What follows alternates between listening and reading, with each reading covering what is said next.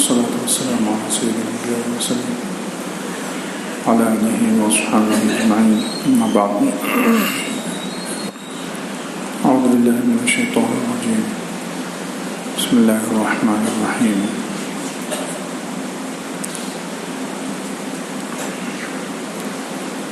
إن الله يأمر بالعدل والإحسان وإيتاء ذي القربى وينهى عن الفحشاء والمنكر والبغي يعظكم لعلكم تذكرون. صدق الله العظيم. قال النبي صلى الله عليه وسلم: الحياء لا يأتي إلا بخير. قال عليه الصلاة والسلام: الحياء من الإيمان والإيمان في الجنة والبذاء من الجفاء والجفاء في النار، أو كما قال عليه الصلاة والسلام. اللهم صل على سيدنا محمد وعلى آل سيدنا محمد وبارك وسلم. اللهم صل على سيدنا محمد وعلى آل سيدنا محمد وبارك وسلم. اللهم صل على سيدنا محمد وعلى آل سيدنا محمد وبارك وسلم. بزرگان محترم،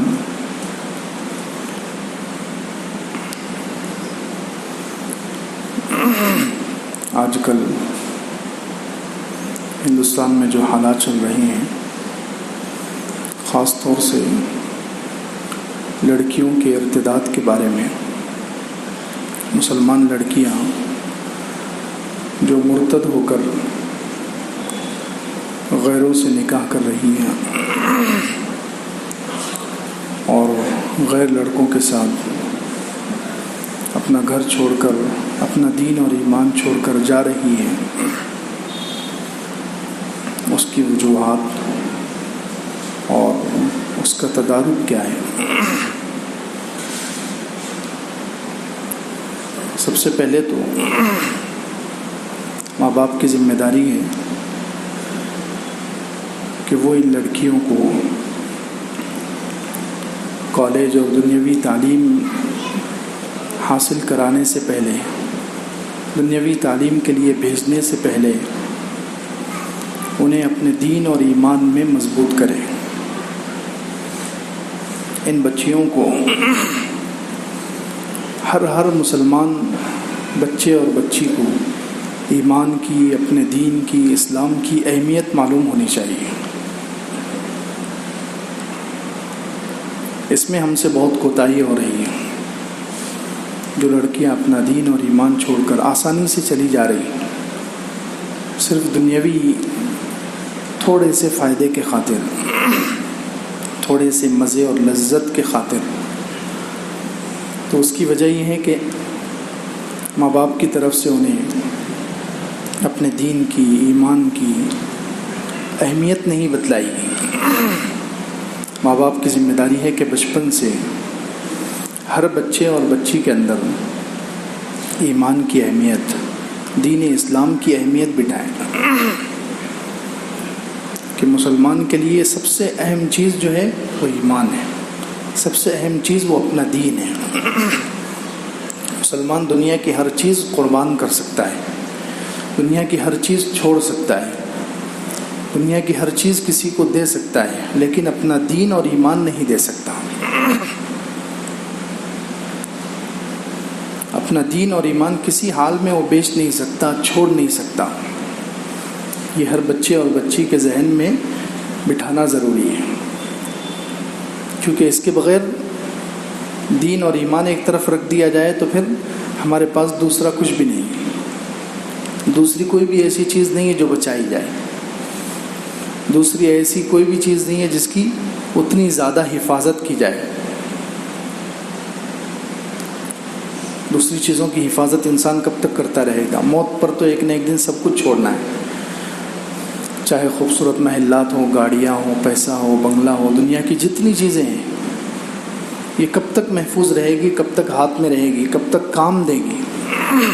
ایک نہ ایک دن خود بخود چھوڑ جائے گی، نہ چاہتے ہوئے بھی چھوڑ جائے گی. اس لیے بچیوں کو اور بچوں کو سب سے پہلے بچپن میں دین اور ایمان کی اہمیت ان کو بتلائی جائے. ایمان کے لیے صحابہ کرام کی، اسلاف کی، اولیاء اللہ کی قربانیاں، ایمان بچانے کے لیے انہوں نے کیسی کیسی مشقتیں جھیلی، کیسی کیسی مشقتوں سے وہ گزر گئے، کتنی تکلیفوں سے گزر گئے، لیکن انہوں نے ایمان کو نہیں چھوڑا۔ ایمان پر ملنے والے ثمرات، دنیا میں اللہ تعالیٰ ایمان پر انعامات دیتے ہیں، کامیابی، عزت، نفع، سکون، برکت، رحمت، یہ سب چیزیں اللہ تعالیٰ دین اور ایمان پر دیتے ہیں، دنیا کی کسی چیز پر نہیں دیتے۔ یہ ان کو سمجھایا جائے۔ کامیابی، عزت، نفع، سکون، راحت، برکت، یہ سب سے بہترین چیزیں ہیں، اور یہ صرف ایمان پر اور دین اسلام پر ملتی ہیں۔ پیسوں پر، دنیا کی چیزیں جمع کر لینے پر ان میں سے کچھ بھی نہیں ملتا۔ کامیابی، عزت، سکون، رحمت، برکت، بتائیے پیسوں سے کہاں حاصل ہو سکتی ہے؟ پیسوں سے آج تک یہ چیزیں کس کو حاصل ہوئی؟ اگر پیسوں سے حاصل ہو جاتی تو بڑے بڑے لوگ، بڑے بڑے ایکٹر اور بڑے بڑے مالدار کیوں وہ خودکشی تک پہنچ رہے ہیں؟ کیوں آخر میں جا کر وہ سوسائڈ کر لیتے ہیں؟ ہر مزہ کر کے دیکھ لیتے ہیں وہ۔ جتنے لائن کے مزے ہیں، کھانے کے لائن کے، پینے کے لائن کے، گھومنے پھرنے کے لائن کے، عورتوں کی لائن کے، سارے قسم کے مزے آج کا کافر مالدار کر کے دیکھتا ہے، لیکن اس کو کسی میں بھی سکون حاصل نہیں ہوتا۔ تب جا کر وہ سوچتا ہے کہ خودکشی کر کے میں دیکھوں سکون اس میں ہے یا نہیں۔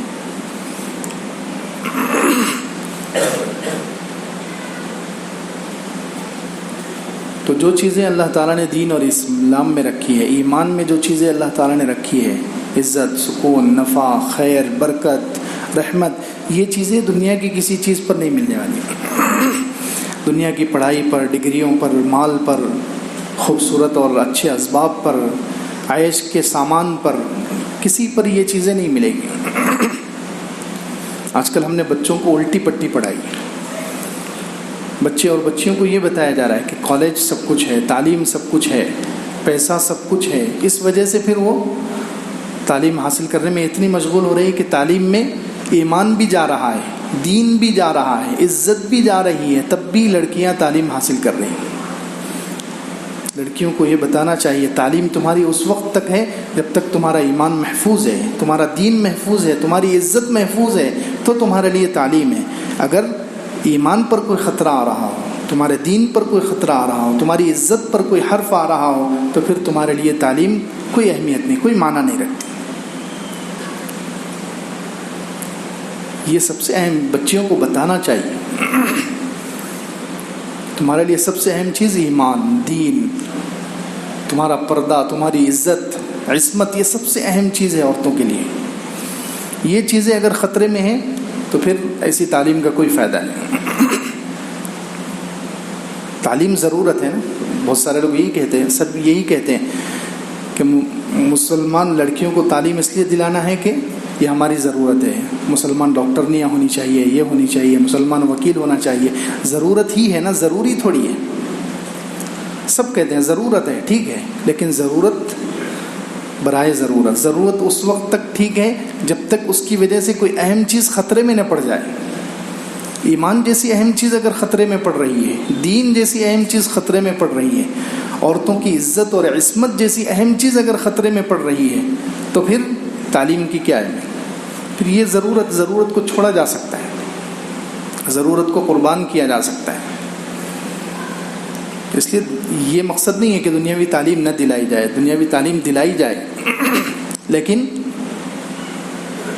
یہ دیکھ کر کہ ان کا ایمان محفوظ ہے یا نہیں، ان کا دین محفوظ ہے یا نہیں، ان کی عزت اور عصمت محفوظ ہے یا نہیں۔ اگر یہ چیزیں محفوظ نہیں ہیں تو پھر تعلیم کو قربان کر دیا جائے گا۔ خیر، بات چل رہی تھی کہ بچوں کو بچپن سے ایمان کی اہمیت، دین اسلام کی اہمیت ان کو بتلائی جائے، بچپن سے ان کا ذہن اتنا پختہ کر دیا جائے کہ وہ اپنے دین اور ایمان کے لیے اپنی جان تک قربان کر دیں۔ یہ کام بچپن میں ہوگا، یہ بڑی عمر میں نہیں ہو سکتا۔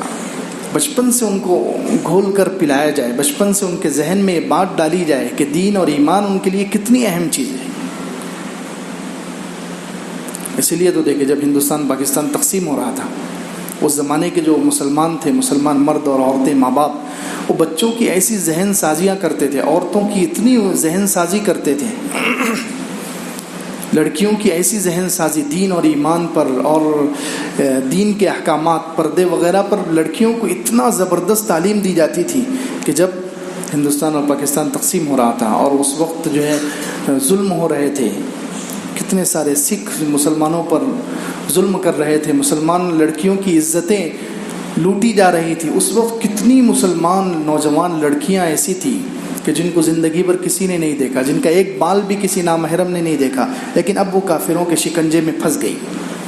تقسیم کی وجہ سے جو فسادات ہوئے تو وہ کافروں کے ہاتھ میں لگ گئی، تو کتنی مسلمان نوجوان لڑکیوں نے اس وقت اپنی عزت بچانے کے لیے کہ زندگی بھر ہمیں کسی نے نہیں دیکھا، ہمارا کسی نے بال نہیں دیکھا، اب یہ کافر ہماری عزت لوٹنا چاہتے ہیں، تو وہ اپنی عزت کی خاطر ہزاروں نہیں لاکھوں عورتوں نے اپنی عزت بچانے کی خاطر خودکشی کر لی، کسی نے کنویں میں چھلانگ لگا لی۔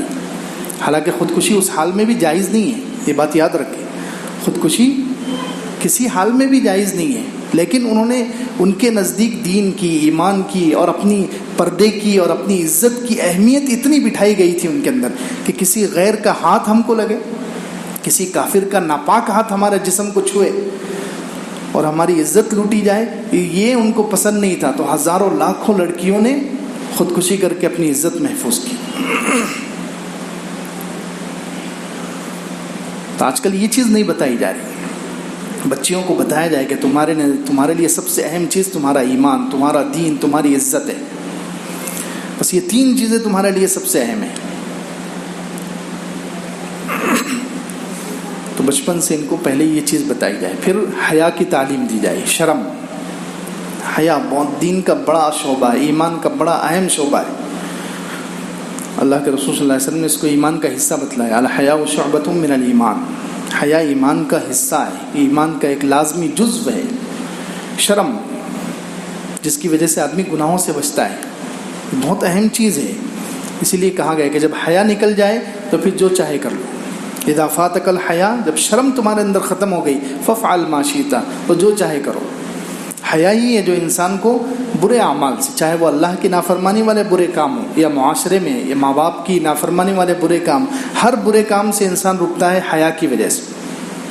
دیکھو بہت سارے نوجوان جو ہے سگریٹ پئیں گے، بیڑی پئیں گے اور گٹکا کھائیں گے، لیکن ان کو شرم آئے گی، ماں باپ کے سامنے وہ یہ کام نہیں کریں گے، یہ حیا ہے، تو روکتی ہے ان کو کہ وہ گھر کے بڑوں کے سامنے، خاندان کے بڑوں کے سامنے یہ حرکت نہیں کرتے، یہ حیا ہے۔ تو حیا اور شرم بہت اہم چیز ہے، بچوں کو بچپن سے حیا کا سبق سکھایا جائے، حیا کی اہمیت بتلائی جائے، شرم کتنی اہم چیز ہے اسلام میں۔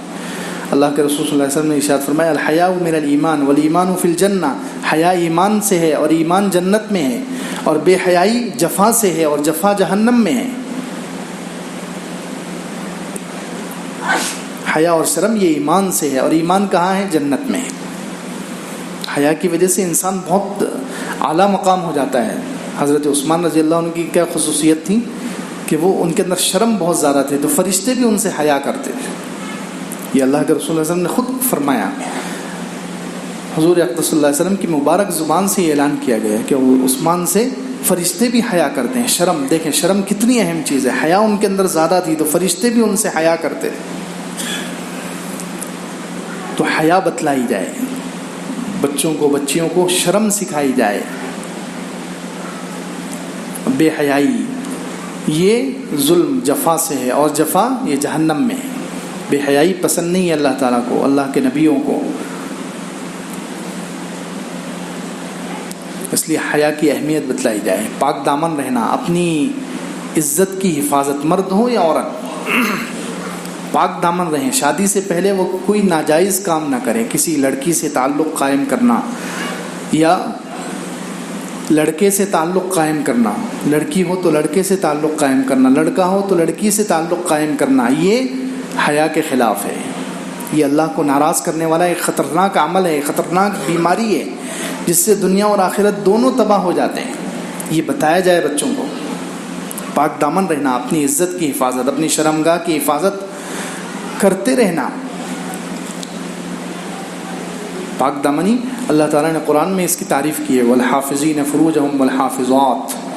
وہ مسلمان مرد اور عورتوں کی کچھ خصوصیات اللہ تعالیٰ نے 22 بارے میں بیان کی. اس میں سے ایک خصوصیت ان کی یہ بھی ہے کہ مسلمان سچے مومن مرد اور مومن عورتیں وہ پاک دامن ہوتے ہیں، ان کی شرم گاہوں کی حفاظت کرتے ہیں. مرد اور عورتیں دونوں کے لیے کام. ان کے لیے اللہ تعالیٰ نے بڑے اجر کا وعدہ کیا. اعد اللہ لہم مغفرۃ واجرا عظیما. اللہ تعالیٰ ایسے لوگوں کو معاف کریں گے اور ان کے لیے اللہ تعالیٰ نے بڑا اجر تیار کر رکھا ہے. پھر 18ویں پارے میں اللہ تعالیٰ نے صفات بیان فرمائی ایمان والوں کے. اس میں بھی والحافظین فروجہم والحافظات کہ یہ اپنے شرمگاہوں کی حفاظت کرنے والے، پاک دامن رہنے والے. نکاح سے پہلے کوئی غلط کام نہیں. اپنی شرمگاہوں کی حفاظت ہر لڑکے اور لڑکی کے لیے، ہر مسلمان کے لیے ضروری ہے. پاک دامن، دامن داغدار نہ ہو. اس پر اللہ تعالیٰ نے قرآن میں کامیابی کا وعدہ کیا، بڑے اجر کا وعدہ کیا. اور دیکھیں حضرت یوسف علیہ السلام کو اللہ تعالیٰ نے اسی پاک دامنی کی وجہ سے بادشاہت دنیاوی اعتبار سے بھی اتنا نوازا کہ ان کو بادشاہ بنا دیا. جب زلیخا نامی عورت نے حضرت یوسف علیہ السلام کو گناہ کی دعوت دی، قالت حیت لک، آ جاؤ مجھ سے گناہ کر لو. قال معاذ اللہ انہ ربی احسن مثوائے. حضرت یوسف علیہ السلام نے اپنا دامن بچا لیا، پاک دامن رہے. تو دیکھو اپنی عزت کی حفاظت کی، پاک دامن رہے. تو وہاں سے جیل میں جانا پڑا اور جیل سے اللہ تعالیٰ نے ڈائریکٹ بادشاہت کے تخت پر پہنچا دیا. یہ نام پاک دامنی پر ملا.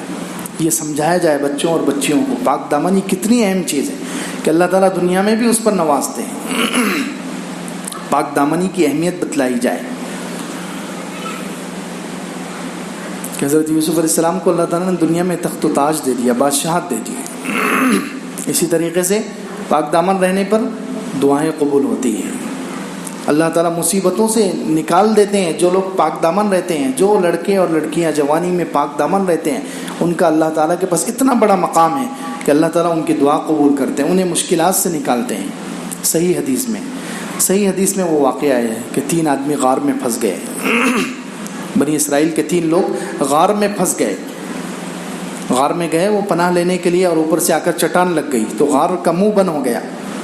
اب ان تینوں نے اپنے اپنے اچھے اعمال کا واسطہ دے کر اللہ تعالیٰ سے دعا کی تو اللہ تعالیٰ نے وہ چٹان کو ہٹا دیا.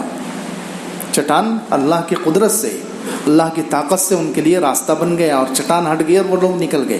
تو ان 3 میں سے ایک آدمی وہ بھی تھا جس نے پاک دامنی کی تھی. اس نے اللہ تعالیٰ سے دعا کی کہ اے اللہ میری ایک بہن تھی، رشتے کی بہن، میں اسے بہت چاہتا تھا، میں چاہتا تھا کہ اس کے ساتھ کسی طریقے سے اپنی خواہش پوری کروں، لیکن وہ بہت پاک دامن تھی، وہ میرے ہاتھ نہیں آتی تھی، وہ میرے قابو میں نہیں آتی تھی، وہ ہمیشہ بچ کر رہتی تھی، بہت نیک عورت تھی وہ. ایک مرتبہ اتفاق سے اس پر ایسے حالات آ گئے، اتنی مجبوری آ گئی، بھوک فقر و فاقہ، کہ وہ مجبور ہو گئی، میرے پاس پیسے لینے کے لیے آ گئی، میرے پاس مدد مانگنے کے لیے آ گئی. تو میں نے شرط لگائی کہ اگر تم مجھے اپنے اوپر قابو دے دو گی، تم مجھے اپنی خواہش پوری کرنے دو گی تو میں تمہاری مدد کروں گا. وہ تیار ہو گئی مجبوری میں. جیسے ہی میں خواہش پوری کرنے کے لیے اس کے قریب گیا تو اس نے فوراً مجھ سے کہا کہ اللہ سے ڈر، اس مہر کو، اس مہر کو ناجائز مت توڑ، میری عزت کو مت توڑ، برباد مت کر بلا وجہ ناجائز کام کر کے، حرام کام کر کے. تو اس نے مجھے اللہ کا خوف دلایا. میں فوراً زنا کے قریب تھا اور میں اس سے ہٹ گیا، دور ہٹ گیا، اور میں نے اس کو پیسے بھی دے دیے اور صرف اے اللہ میں صرف تیرے ڈر کی وجہ سے میں نے یہ کام چھوڑا ہے. اے اللہ اگر یہ عمل تیرے پاس مقبول ہے تو یہ چٹان ہٹا دے. چٹان ہٹ گئی. تو دیکھیں پاک دامن رہنے پر اللہ تعالیٰ کیسی مدد کرتے ہیں. یہ لڑکے لڑکیوں کو، بچیوں کو سمجھایا جائے کہ اپنی عزت کی حفاظت کریں گے، پاک دامن رہیں گے تو اللہ تعالیٰ مشکلات سے نکالتے ہیں، ان کی دعائیں قبول ہوتی ہیں.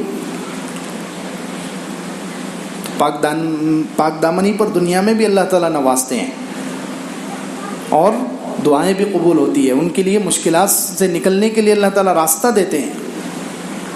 اسی طریقے سے پاک دامنی پر اللہ تعالیٰ کی طرف سے جنت کی بشارت ہے۔ اللہ کے رسول صلی اللہ علیہ وسلم نے مشہور حدیث سے فرمایا کہ جو 2 چیزوں کی ضمانت لے لے میں اس کے لیے جنت کی ضمانت لیتا ہوں، گارنٹی۔ جو 2 چیزوں کی گارنٹی لے لے کہ وہ ان 2 چیزوں کی حفاظت کرے گا، ان کو صحیح استعمال کرے گا، اللہ کے رسول صلی اللہ علیہ وسلم نے ارشاد فرمایا میں اس کے لیے جنت کی گارنٹی لیتا ہوں۔ معمولی لفظ نہیں، گارنٹی، ضمانت۔ یعنی ایسے آدمی کو اللہ کے رسول صلی اللہ علیہ وسلم خود ہاتھ پکڑ کر جنت میں داخل کرا کے رہیں گے۔ وہ 2 چیزیں، ایک زبان کی حفاظت جو 2 جبڑوں کے درمیان ہے، اور ایک شرمگاہ کی حفاظت جو 2 ٹانگوں کے درمیان ہے۔ اب بتائیے، پاک دامن رہنا، شادی کے بغیر کوئی غلط کام نہ ہو، اپنی خواہش شادی کے بغیر کبھی پوری نہ کی جائے، اس کو کہتے ہیں پاک دامن رہنا۔ تو یہ پاک دامنی پر کتنا بڑا انعام ہے کہ اللہ کے رسول صلی اللہ علیہ وسلم گارنٹی لے رہے ہیں کہ جو پاک دامن رہیں گے، نوجوان لڑکے اور لڑکیاں، اللہ کے رسول صلی اللہ علیہ وسلم گارنٹی لے رہے ہیں کہ ان کو اللہ کے رسول صلی اللہ علیہ وسلم جنت میں پہنچائیں گے۔ پاک دامنی پر ایک انعام یہ ہے کہ ان کو جنت کا وعدہ ہے۔ اسی طریقے سے پاک دامن رہنے پر عرش کے سائے کا وعدہ ہے۔ 7 لوگ، اللہ کے رسول صلی اللہ علیہ وسلم نے ارشاد فرمایا 7 ظلهم اللہ فی ظلہ یوم لا ظل الا ظلہ، 7 لوگ اللہ تعالیٰ ان کو اپنے عرش کے سائے میں جگہ دیں گے جس دن اللہ کے سائے کے علاوہ کوئی سایہ نہیں ہوگا۔ اس میں سے ایک رجل دعته امرأة ذات منصب و جمال، وہ مرد جس کو ایک بہت مالدار، خوبصورت، حسب نسب والی عورت گناہ کی طرف بلائے اور وہ کہے کہ میں تو اللہ سے ڈرتا ہوں۔ دیکھیے پاک دامن رہے، کوئی عورت اس کو خود گناہ کی طرف دعوت دے رہی ہے، وہ خوبصورت بھی ہے، مالدار بھی ہے، اور وہ گناہ کی طرف دعوت دے رہی ہے، اور یہ مرد کیا کہہ رہا ہے؟ مجھے اللہ کا خوف ہے، اللہ کے ڈر کی وجہ سے وہ پاک دامن رہے، اپنی عزت کی حفاظت کرے اور گناہ نہ کرے۔ تو اللہ کے رسول صلی اللہ علیہ وسلم نے ارشاد فرمایا کہ یہ عرش کے سائے کے اندر اللہ تعالیٰ اس کو جگہ دے گی۔ اب دیکھیں پاک دامن رہنے پر کتنا بڑا وعدہ ہے، عرش کا سایہ اللہ تعالیٰ نصیب کرتے ہیں۔ اسی طریقے سے ابن ماجہ شریف میں حدیث ہے کہ جو شخص کسی عورت پر قابو پا لے پھر وہ گناہ سے بچ جائے اللہ کے ڈر کی وجہ سے، تو قیامت کے دن اللہ تعالیٰ اسے اپنا دیدار نصیب کریں گے۔ پاک دامن رہنے پر یہ کتنا بڑا انعام ہے کہ اللہ تعالیٰ ایسے شخص کو اپنا دیدار کرائیں گے جو لڑکے اور لڑکیاں شادی سے پہلے غلط کام نہیں کرتے، اپنی خواہش پوری نہیں کرتے، ناجائز طریقے سے اپنے آپ پر، اپنی شہوت پر کنٹرول کرتے ہیں، پاک دامن رہتے ہیں، تو اللہ تعالیٰ ایسے لوگوں کو اپنا دیدار کرائیں گے۔ اتنے بڑے بڑے انعامات ہیں پاک دامن رہنے پر۔ اس لیے یہ بات ہم اپنے بچیوں کو بچپن سے بتائیں، ان کی تربیت کریں، پاک دامن، حیا کی اہمیت، شرم کی اہمیت، پاک دامنی کی اہمیت۔ اور ایک بات کہ باہر نکالنے سے اور بچیوں کو بچپن سے بتایا جائے کہ ان کے اصل رہنے کی جگہ گھر ہے، وہ باہر گھومنے کے لیے، سڑکوں پر مٹر گشتی کے لیے اور بازاروں میں گھومنے کے لیے اور مردوں کے شانہ بشانہ چلنے کے لیے، مردوں کے دھکے کھانے کے لیے ان کو پیدا نہیں کیا گیا، ان کی اصل جگہ گھر ہے۔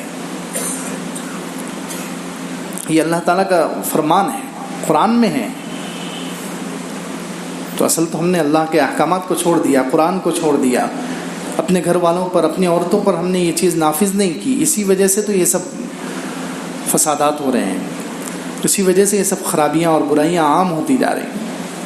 عورتیں بھی بلا وجہ باہر نکلتی ہیں، خریداری کے نام سے، گھومنے کے نام سے، تفریح کے نام سے، اور تعلیم کے نام سے، اور پتہ نہیں کس کس نام سے، فنکشنوں کے لیے، فیشنوں کے لیے۔ حالانکہ قرآن میں اللہ تعالیٰ نے فرمایا وَقَرْنَ فِي بُيُوتِكُنَّ وَلَا تَبَرَّجْنَ تَبَرُّجَ الْجَاهِلِيَّةِ الْأُولَىٰ، اپنے گھروں میں قرار پکڑو، گھروں میں رہو، اور زمانہ جاہلیت کی طرح اپنی نمائش کرتی نہ پھرو۔ زمانہ جاہلیت میں جیسے عورتیں نکلتی تھی بن سنور کر، بن ٹھن کر اور سج دھج کر، اور لوگوں کو دعوت گناہ دیتی تھی، اس طریقے سے اب اسلام میں جائز نہیں ہے۔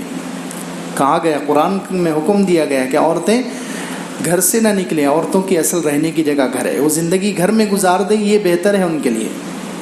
بلا وجہ بغیر سخت مجبوری کے عورتوں کے لیے نکلنا جائز ہی نہیں ہے. ہاں لفظ دیکھیں میں استعمال کر رہا ہوں، سخت مجبوری کے بغیر. سخت مجبوری کے بغیر عورتوں کے لیے نکلنا جائز ہی نہیں ہے. لیکن آج تو بغیر مجبوری کے نکل رہے، اسی لیے تو یہ بے حیائی بڑھتی جا رہی ہے، زنا بڑھتے جا رہے ہیں، گناہ بڑھتے جا رہے ہیں، نافرمانیاں بڑھتی جا رہی ہیں. بغیر سخت مجبوری کے نکل ہی نہیں سکتی. حضرت شعیب علیہ السلام کی بیٹیوں کا واقعہ قرآن میں بیان کیا. حضرت موسیٰ علیہ السلام اور حضرت شعیب علیہ السلام کی بیٹیوں کا واقعہ، اس سے ہم درس لیں، اس سے عبرت لیں. اس میں بہت ساری باتیں ہیں، انشاءاللہ 2-3 ہفتے میں پورا بیان چلے گا، لیکن ابھی کچھ باتیں سن لیں. اس میں حضرت موسیٰ علیہ السلام مصر سے نکلے، فرعون اور فرعون کی فوج اور پولیس حضرت موسیٰ علیہ السلام کے پیچھے لگ گئی. تو حضرت موسیٰ علیہ السلام اپنی جان بچا کر نکلے اور مدین چلے گئے. اب مدین جب پہنچے ہیں تو وہاں پہلے مدین جو شہر تھا، جو بستی تھی، اس سے پہلے ایک کنواں آیا. وہاں حضرت موسیٰ علیہ السلام نے دیکھا کہ کچھ چرواہے اپنی بکریوں کو پانی پلا رہے ہیں اور 2 لڑکیاں دور کھڑی ہوئی ہیں اپنی بکریوں کو روک کر. 2 لڑکیاں دور کھڑی ہوئی ہیں اپنی بکریوں کو روک کر کھڑی ہوئی، اور یہاں کچھ چرواہے کنویں کے پاس پانی پلا رہے ہیں.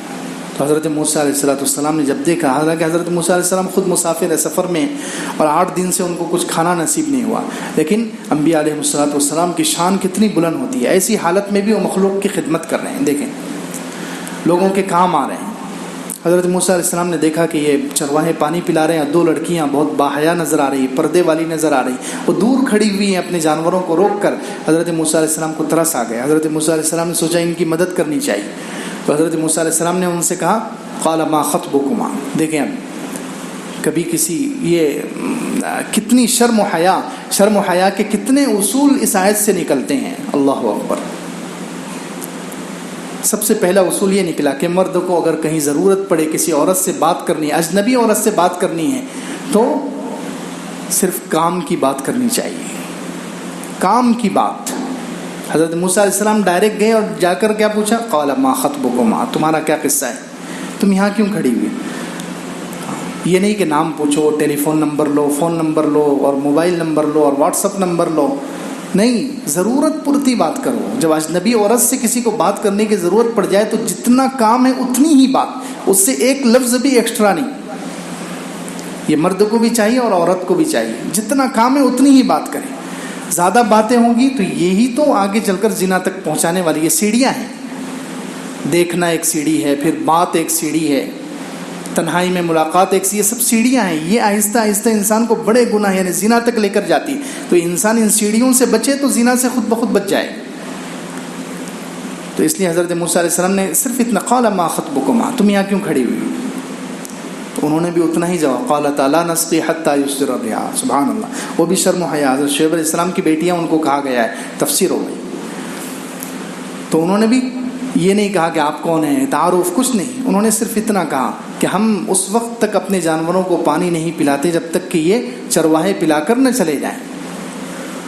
بس اتنی بات ہوئی. حضرت موسیٰ علیہ السلام نے بھی صرف کام کی بات کی، ان لڑکیوں نے بھی صرف کام کی بات کی. کوئی تعارف نہیں، کوئی زیادہ بات چیت نہیں، کیونکہ یہ بے حیائی کا دروازہ کھلنے والی چیزیں ہیں. آج کل زنا کی ابتدا تو یہیں سے ہوتی ہے نا. لڑکے لڑکیاں کیا کرتے ہیں؟ پہلے شروع بات چیت ہوتی ہے، دیکھتے ہیں، بات چیت ہوتی ہے، چیٹنگ، پھر سیٹنگ، پھر سیٹنگ، اور پھر آگے کے سارے کام. تو بات چیت ہی نہیں، صرف ضرورت کی بات کی. حضرت موسیٰ علیہ السلام نے بھی، اور ان لڑکیوں کے اندر بھی چونکہ شرم و حیا، ان کی پرورش ایسی ہوئی تھی، شرم و حیا پر ہوئی تھی کہ اجنبی مردوں سے بات کرنے کی ضرورت پڑے تو کتنی کرنی چاہیے. ان کو معلوم تھا ان لڑکیوں کو، اس لیے انہوں نے صرف اتنا جملہ کہا، قالتا لا نسقی حتی یصدر الرعاء. تو ایک اصول تو یہ معلوم ہوا کہ جہاں کسی اجنبی مردوں سے بات کرنی پڑے، یا عورت کو بات کرنی پڑے، یا مرد کو اجنبی عورت سے بات کرنی پڑے، تو صرف ضرورت کی بات کرنی چاہیے. ایک لفظ بھی ایکسٹرا بولنے کی اجازت نہیں ہے، جائز ہی نہیں ہے.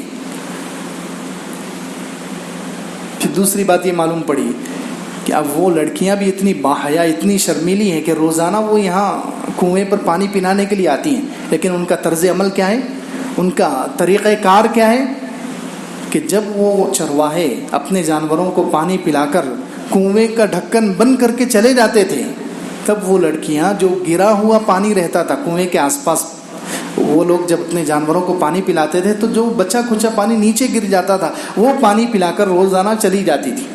کبھی ان لڑکیوں نے ان چرواہوں سے ریکویسٹ نہیں، درخواست نہیں کی کہ تم ہماری مدد کرو اور ہمارے جانوروں کو پانی پلاؤ. یہ ایک شرم و حیا کا اصول کہ عورتیں اگر باہر نکلنے کی ان کو ضرورت پڑ جائے تو کسی اجنبی سے مدد نہ مانگیں، کسی حال میں نہ مانگیں.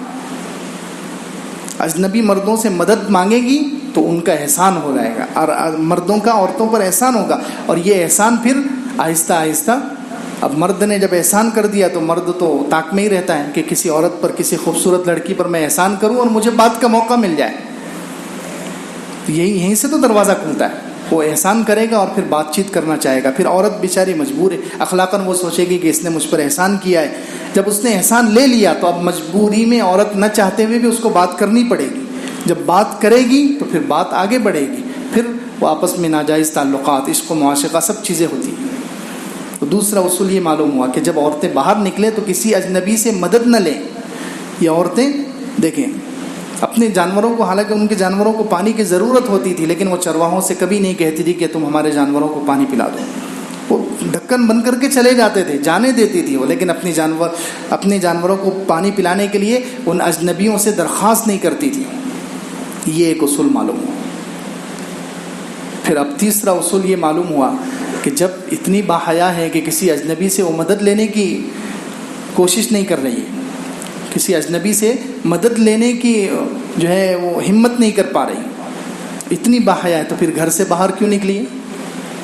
جب اتنی شرم والی ہے کہ اجنبی مردوں سے مدد لینا اپنی شان کے خلاف سمجھ رہی ہے، حیا اور شرم کے خلاف سمجھ رہی ہے، تو پھر باہر نکلنے کی کیا ضرورت ہے؟ تو اس کا جواب انہوں نے اگلے جملوں میں دیا. ان دو عورتوں نے، دونوں لڑکیوں نے کہا وہ ابونا شیخ کبیر، ہم باہر اس لیے نکلی ہیں کہ ہمارے والد بہت زیادہ بوڑھے ہیں، گھر میں کوئی نہیں ہے، بکریاں چرانے والا، بکریوں کو پانی پلانے والا، اور بکریوں پر ان کا گزر ہوگا. پہلے زمانے میں اکثر گھرانوں کا گزر بسر بکریوں پر ہوتا تھا، بکریوں کے دودھ پر، بکریوں کے اون پر، بکریوں کے سے جو بچے پیدا ہوتے ہیں ان پر خاندانوں کا گزر ہوتا تھا.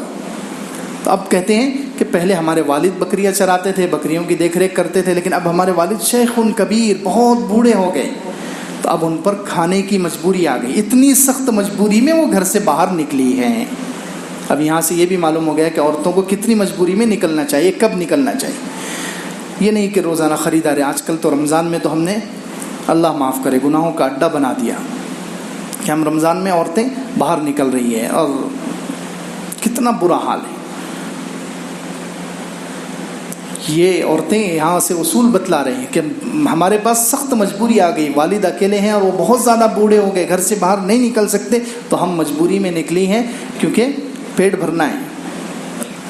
تو اس سے یہ بھی سمجھ میں آیا کہ وہ عورتیں جاب کر سکتی ہیں، نوکری کر سکتی ہیں جنہیں اتنی مجبوری پیش آ جائے. شوقیہ عورتیں، آج کل تو شوقیہ یعنی کہ گھر میں کوئی مجبوری نہیں ہے، سب مالدار گھرانہ ہے اور ساری سہولتیں موجود ہیں، پھر بھی عورتیں شوق سے جاب کے لیے جا رہی ہیں.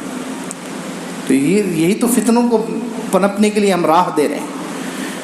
فتنے اسی سے تو پنپ رہے ہیں کہ یہ عورتیں کتنی سخت مجبوری میں نکلی کہ گھر میں کوئی کمانے والا نہیں تھا، بکریوں کو چرانے والا اور ان کو پانی پلانے والا نہیں تھا، اس مجبوری میں وہ نکلی ہے. تو ایک تیسرا اصول اس سے یہ معلوم ہوا. اور چوتھا اصول یہ معلوم ہوا کہ وہ عورتیں، دیکھیں یہاں مرد جو چرواہے تھے وہ پانی پلا رہے تھے، مرد چرواہے پانی پلا رہے تھے اور وہ عورتیں دور کھڑی ہوئی تھی، وہ مردوں کے بیچ میں گھس نہیں رہی، وہ مردوں کے بیچ میں گھس نہیں رہی ہے. وہ انہوں نے کہا کہ جب تک یہ چرواہے پانی پلا کر چلے نہیں جاتے ہم اس وقت تک کنویں کے پاس نہیں آتی. اس سے یہ بھی شرم و حیا کی بات معلوم کہ جہاں مردوں کا مجمع ہو تو عورتوں کو انتظار کرنا چاہیے. وہ مردوں کے مجمع میں گھسنا جائز نہیں ہے عورتوں کے لیے، چاہے وہ بازار ہو، کالج ہو، شادی کا موقع ہو، جہاں عورتوں کو یہ لگے، یہ محسوس ہو کہ مردوں سے ہمارا ٹکراؤ ہوگا، مردوں کے جسم سے ہمارا جسم ٹچ ہوگا، تو ایسی جگہ جانا عورتوں کے لیے جائز نہیں ہے. جہاں ان کو یہ خطرہ ہو عورتوں کو کہ مردوں سے ہمارا ٹکراؤ ہوگا، ان کے جسم سے ہمارا جسم ٹکرائے گا، تو ایسی جگہ عورتوں کو نہیں جانا چاہیے. یہ قرآن ہمیں بتا رہا ہے، یہ قرآن سے اصول نکل رہا ہے شرم و حیا کا کہ عورتیں ایسی جگہ نہ جائیں، چاہے وہ بازار ہو، چاہے وہ کالج ہو. لڑکیوں کو یہ محسوس ہو کہ لڑکے ہمیں چھیڑیں گے، لڑکوں کا ہمیں دھکا لگے گا، یا شادی کا موقع ہو، شادی میں بھی یہ ہوتا ہے بھیڑ کی وجہ سے، اور خاص طور سے بہت سارے ایسے شوقین مزاج نوجوان ہوتے ہیں جو بلا وجہ جو ہے عورتوں کے مجمع میں جاتے ہیں. تو جب عورتوں کو خطرہ محسوس ہو کہ مردوں کا ہمیں دھکا لگے گا یا ان کا جسم ہمارے جسم سے ٹچ ہوگا، تو ایسی جگہ عورتوں کو جانا ہی نہیں چاہیے. یعنی مردوں کے مجمع میں عام جہاں اختلاط ہو، اجنبیوں سے آمنا سامنا ہو اور اجنبیوں سے ملاقات ہو اور ان سے دھکا مکی ہو، ایسی جگہ پر عورتوں کو نہیں جانا چاہیے. یہ چوتھا اصول معلوم ہو. اس کے بعد اور کیا اصول معلوم ہے انشاءاللہ آئندہ ہفتے. وآخر دعوانا الحمدللہ.